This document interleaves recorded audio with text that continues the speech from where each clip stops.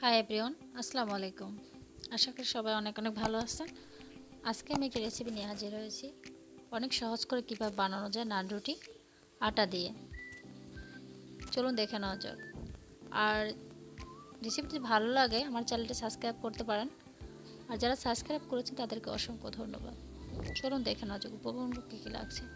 এখানে আমি half cup কুসুম গরম পানি দিয়ে দিচ্ছি একটি পাত্রে। দিয়ে দিচ্ছি এক টেবিল চামচ চিনি, 2 চামচ ইস্ট দিয়ে আমি এটাকে মেখে নিচ্ছি, সাথে মিলিয়ে দিচ্ছি, পানিটার সাথে মিলিয়ে নিচ্ছি।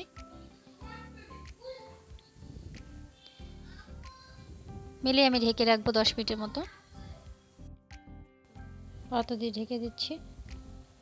এখন নিয়ে নিচ্ছি এখানে 2 কাপ আটা, সামান্য লবণ,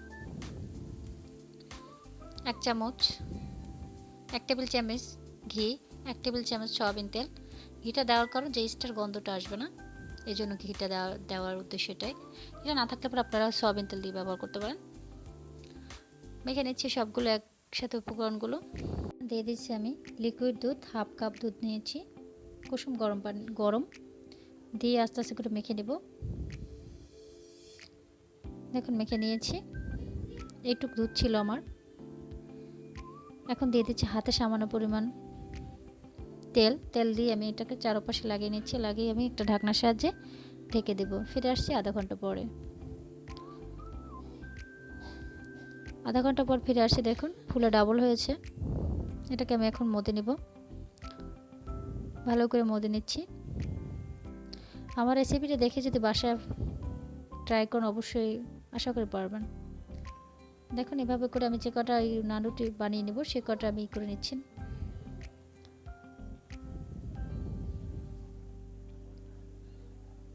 বানিয়ে নিচ্ছি। এখন এগুলোকে আমি সবগুলোকে আমি এইভাবে হাতের সাহায্যে করে গোল গোল করে দিয়ে দিচ্ছি। দেখুন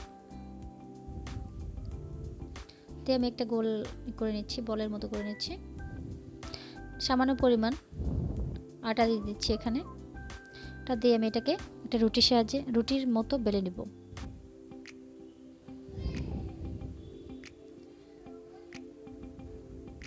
চাইলে আপনারা মোটা বা সই রাখতে পারেন।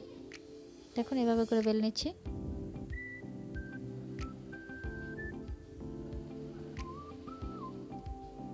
বেলেনো আমার হয়ে গেছে। দেখুন এই অনুপাতে আমি রেখেছি, বেশি মোটাও না বেশি ইয়েও না।